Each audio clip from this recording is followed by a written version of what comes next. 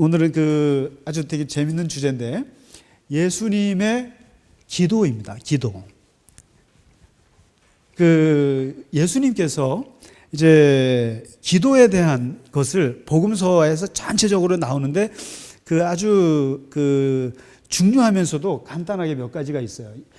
첫째는 예수님이 기도를 어떻게 가르치셨나 도대체. 그러니까 바울이나 구약 기도 다 빼시고요. 예수께서 기도를 어떻게 말씀하셨는가. 이게 엑기스인 거예요, 사실상.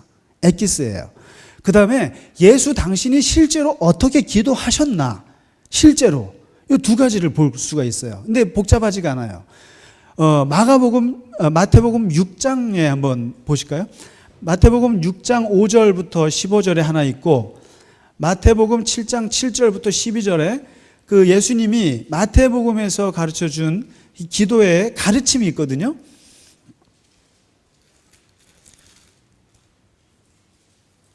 찾으셨나요? 마태복음 6장. 마태복음 6장. 예. 예수께서 얘기하고 있는 기도가 제일 중요합니다. 마태복음 6장 5절부터 쭉 나오거든요. 산상수훈 안에 들어와 있는 건데, 너희는 기도할 때 이렇게 얘기하잖아요. 너희는 기도할 때 탁 일성으로 던지신 말씀이 뭐냐면은 티내지 말라. 외식하지 마라 이거죠. 다시 말해서 기도를 할 때 사람들을 보는 앞에서 하지 마라. 이게 이제. 그래서 예수님이 기도를 첫 번째 던지신 말씀이 골방기도입니다. 골방기도. 이거 굉장히 강조하셨어요. 그러니까 이 기도가 유대인들의 전통 아닙니까? 오래된 전통이에요. 근데 이 전통은 항상 문제가 발생해요. 뭐냐면 전통은 퍼블릭한 거예요. 그러니까 공개적이에요. 그러다 보니까 어떤 문제에 빠지냐면 기도는 공개적이어야 한다고 하는 이게 문제가 생겼어요. 그래서 기도, 대표 기도, 많은 사람들 앞에서 보이는 여러 가지 인도 기도, 여러 가지 기도들이 많이 생기죠. 그러면서 예수님이 발견한 맹점이 뭐냐면은 기도는 공개적이어서는 안 된다 이런 얘기입니다. 공개적이어서는 안 되고 프라이빗하게 들어가야 한다. 그러면서 은밀한 방으로 들어가야 한다 이렇게 한다. 은밀한 방에 대한 얘기를 하세요. 예. 그러면서 그 이유가 뭐냐면 오직 하나님만 보실 수 있어야 한다. 이게 딱 그걸 걸어버리셨어요. 사람들이 보아서는 안 된다. 하나님이 보시도록만 해야 한다. 기도가. 그리고 두 번째.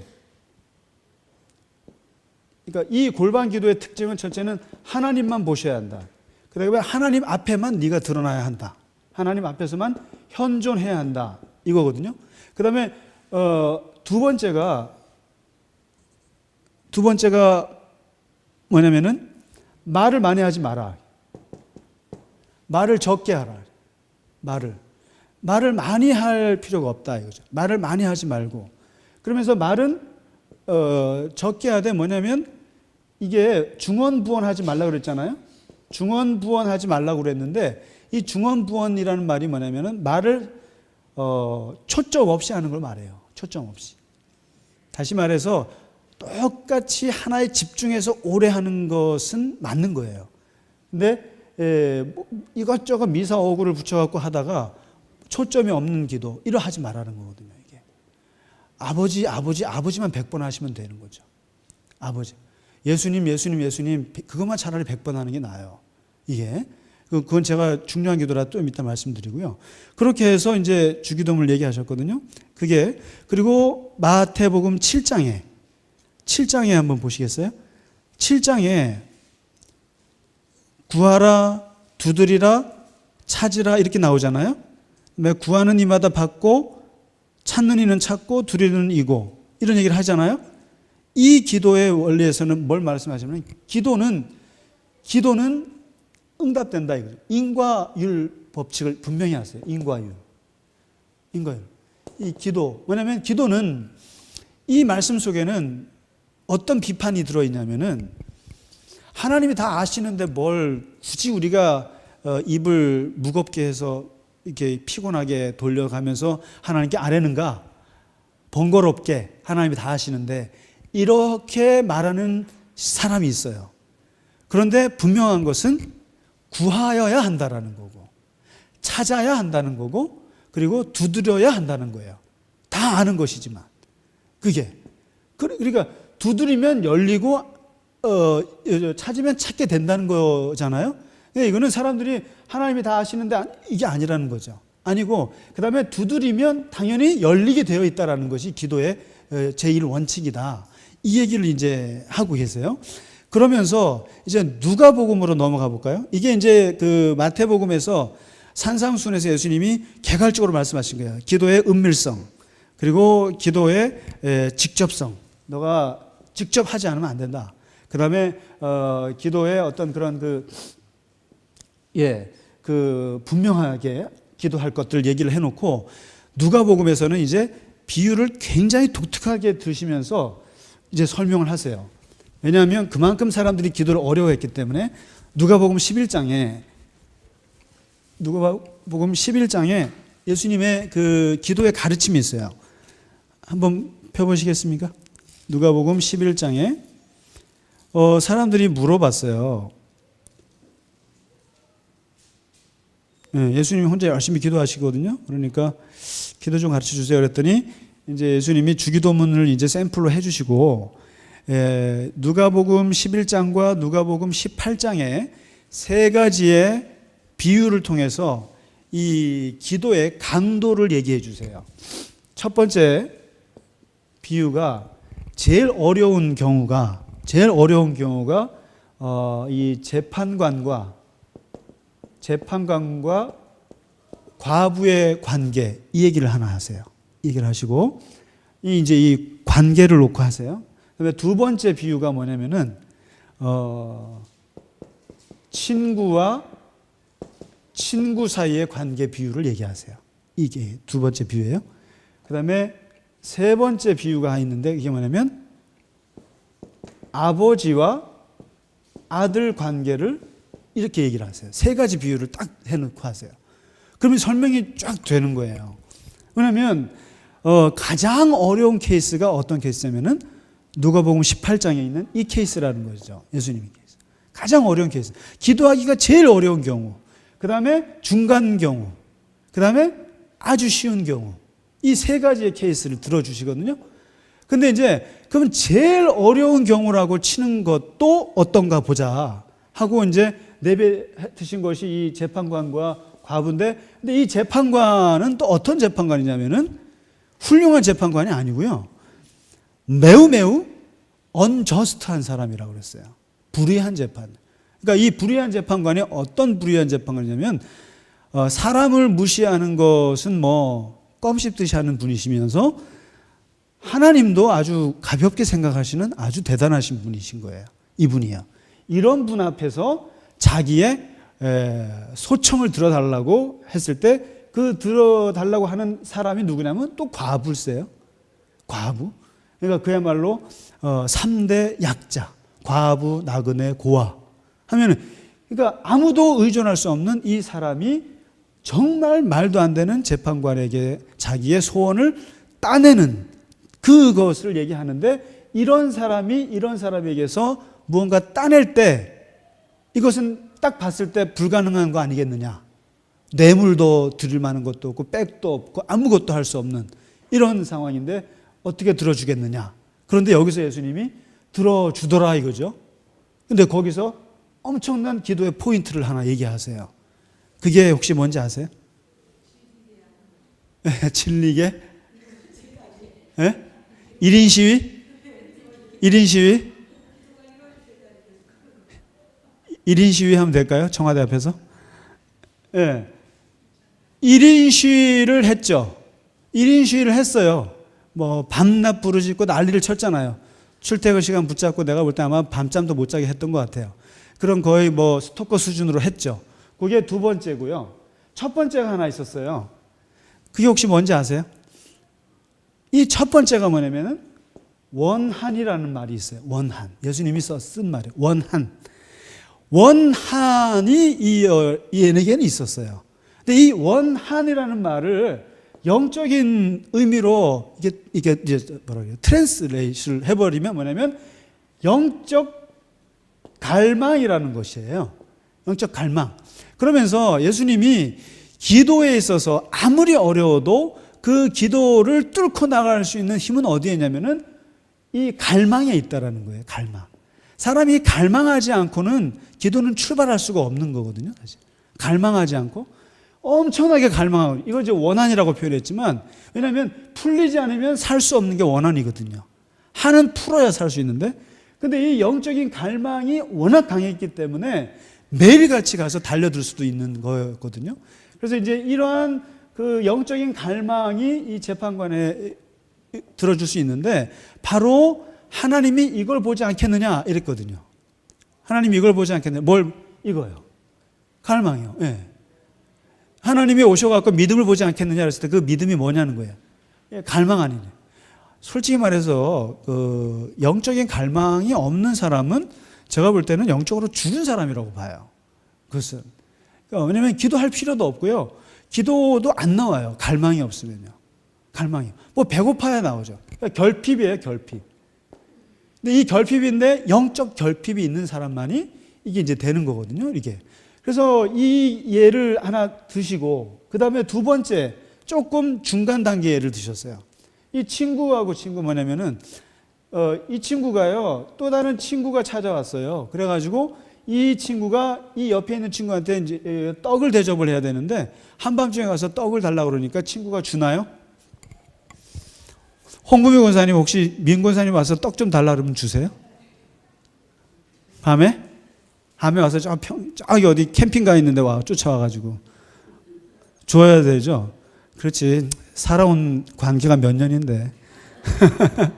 그럴 수 있는데, 예수님이 말씀하시는 이 친구 관계는 조금 썰렁한 관계예요. 뭐냐면 자기 가족만 생각하는 친구예요. 왜냐면 못 줘.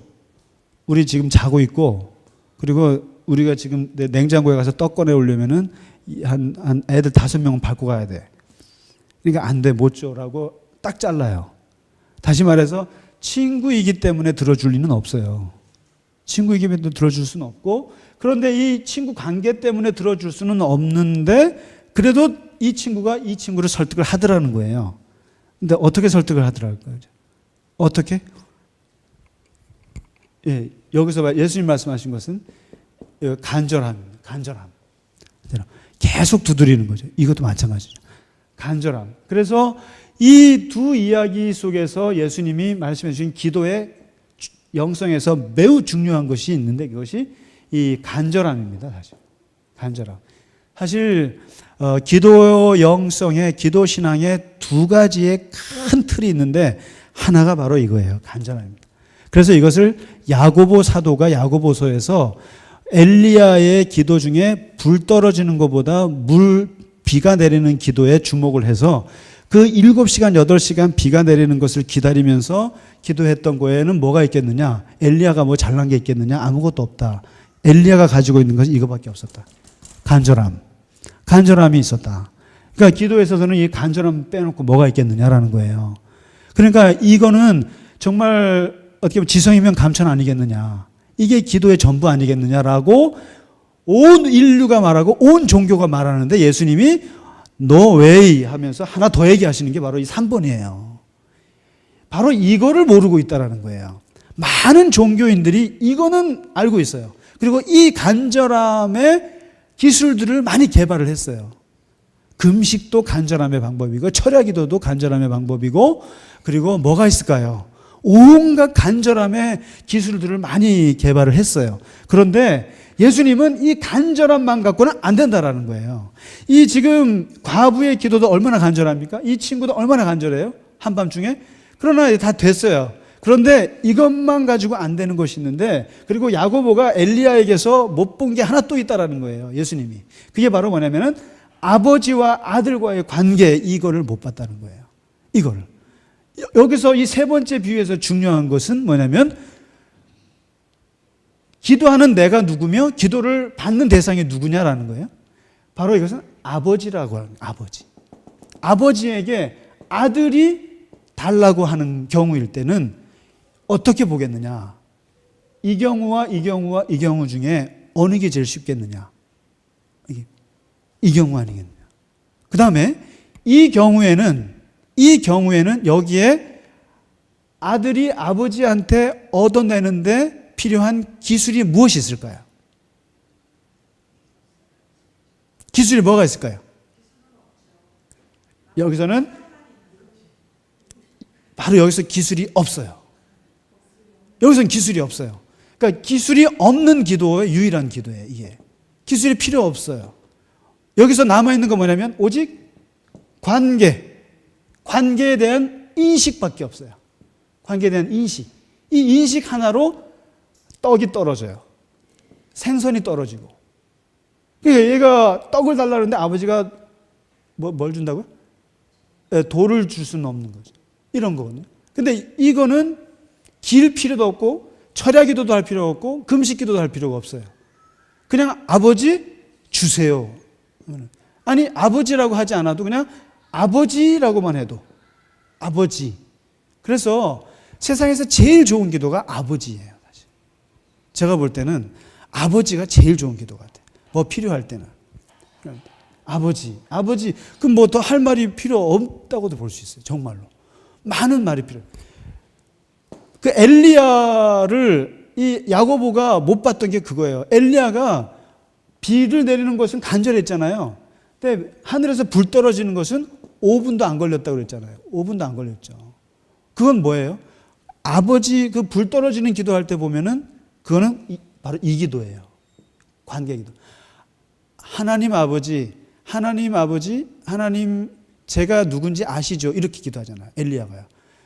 저는 하나님은 이스라엘의 하나님이시고 나는 하나님을 섬기는 종인 거 아시죠? 그리고 이 종에게 하나님 불을 주십시오. 이렇게 얘기를 하잖아요. 아주 간단했어요. 근데 그 기도가 무슨 기도예요? 관계 기도거든요. 관계 기도. 이게 그래서 이 예수님의 그 기도 속에 이 크리스찬들이 꼭 기억해야 될 게 이것은 아니에요. 솔직히 말해서. 이것보다 이게 더 중요해요. 이게. 그래서 근데 우리는 이거를 잘 인식을 못해요. 그러니까 하나님의 일꾼으로 열심히 살아가야 된다고 하는 것보다 하나님의 자녀로 내가 이렇게 주님의 자녀라고 하는 인식이 깊은 사람이 기도를 잘하지 무슨 막 열심히 막 그렇게 금식 기도하고 이게 잘하는 게 아니에요. 정말 기도 잘하는 것은. 그래서 이거를 얘기를 하시고 그리고 이 기도에 예수님의 기도 철학 하에 몇 가지 예수님의 실제 기도가 있는데 예수님의 기도 생활의 특징은 첫째 새벽 기도입니다. 새벽 기도고요. 그러니까 뭐냐면 틈나는 대로 개인적으로 새벽 미명에 항상 혼자 기도하신 기도요. 그 다음에 그 새벽 기도예요. 그 다음에 한밤중 기도가 있었고요. 한밤중에 그거는 혼자. 그렇잖아요. 예수님 분명히 은밀한 방을 얘기하셨잖아요. 그래서 당신 스스로도 똑같이 행동하셨어요. 뭐 집단적으로 와서 우리 철야기도 이렇게 하지 않고 항상 혼자서 자기 은밀한 방을 가지셨어요. 밤에. 그 다음에 새벽에 혼자 이렇게 가지셨고 이렇게 하셨는데 그 대표적인 기도가 몇 가지가 있는데 하나가 이제 그 변화산에서 돌아가시기 전에 그 이렇게 기도하시던 중에 몸이 확 변하는 거 있었죠. 그래서 모세와 엘리야를 만나는 그 영적인 체험을 하시게 되는 거. 그거 하나가 있었죠. 하나 있었고 그리고 또 하나 대표적인 예수님의 그 기도가 겟세마네 동산에서 했던 그 기도 이렇게 나오거든요. 그래서 이제 이 기도가 나오는데요. 그 예수님의 기도는 딱 응답을 놓고 볼 때 두 가지밖에 없었습니다. 하나는 뭐냐면 하나는 산을 옮기는 기도를 대부분 하셨어요. 대부분 예수님이 기도가 산을 옮기는 기도셨어요. 사람들의 병을 고쳐주거나 기도하면서 이렇게 역사했던 것들은 다 산을 옮기는 기도입니다. 겨자씨만한 것이 있으면 산이 여기 있어도 저리 간다. 실제로 예수님의 기도가 그 역사를 이루셨고 그 기도가 사람을 변화시켰고 실제로 그런 걸 하셨어요. 근데 동시에 두 번째 기도가 있는데 본인이 산을 옮기지 못할 경우에는 산을 넘는 기도가 있었어요. 넘는 기도가 있으신. 그 이 산을 넘는 기도가 대표적인 게 바로 겟세마네 동산의 기도예요. 겟세마네 기도. 다시 말해서 이 십자가의 죽음이라고 하는 이 산이라고 하는 것은 예수님은 옮기고 싶었던 거거든요. 분명히 겟세마네에 가서 철야기도하면서 옮기고 싶었던 건데 이게 움직이질 않으니까 어떻게 하냐면은 당신이 그것을 받아들이는 걸로 승부를 걸으셨죠. 그렇게 해서 그것을 당신이 넘어가셨죠. 근데 실제로 기도는 응답은 이 두 가지밖에 안 오죠. 사실 많은 부분이 우리가 문제를 제거하는 기도를 하죠. 그러나 안 되면 내가 산을 넘어가는 경우도 있는 거죠. 이 두 가지가. 그렇게 해서 이제 그 예수님께서는 우리에게 보여주신 것이 이 두 가지 기도 보여주신 건데 하여튼 이 정도로 예수님의 그 기도 부분입니다. 그래서 같이 말씀을 나누고요. 혹시 질문이 있으면 같이 기도에 대한 부분입니다. 네. 예. 우리의 기도는 진짜 달라요. 그리고 뭐 달라고 하는 거 수준이 아니에요. 진짜로 아니에요. 그러니까 그리고 달라고 하는 거는 너무너무 어떻게 보면 이 아버지와 아들 기도를 배우고 나면 다른 기도들은 매우 이렇게 어떻게 보면 천박해 느껴진다 그럴까? 어려울 수가 없어요, 사실상. 그러니까 그 아버지를 사랑하는 것이 중요한 것이고, 그래서 기도라는 것이 그 아버지와의 사랑 관계를 그거 하는 것이지 나의 어떤 욕망을 채우는 것이 기도일 수가 없어요. 기독교의 기도는요. 그렇지 않던가요? 예. 갈수록 더 그럴 수밖에 없어요. 그러니까 아버지하고 하는 기도는 이게 기독교의 기도 일반 그렇죠. 성황당 가서 물 떠놓고 하는 거 얼마나 가능하겠어요. 우리 산신도 전공하시는 분들 계세요. 예, 장로님. 예. 그리고 사실 기독교 신화의 기도는 깊이가 다릅니다. 확실히. 예. 단순히 뭘 욕심을 채우는 기도일 수가 없죠. 예. 그렇죠.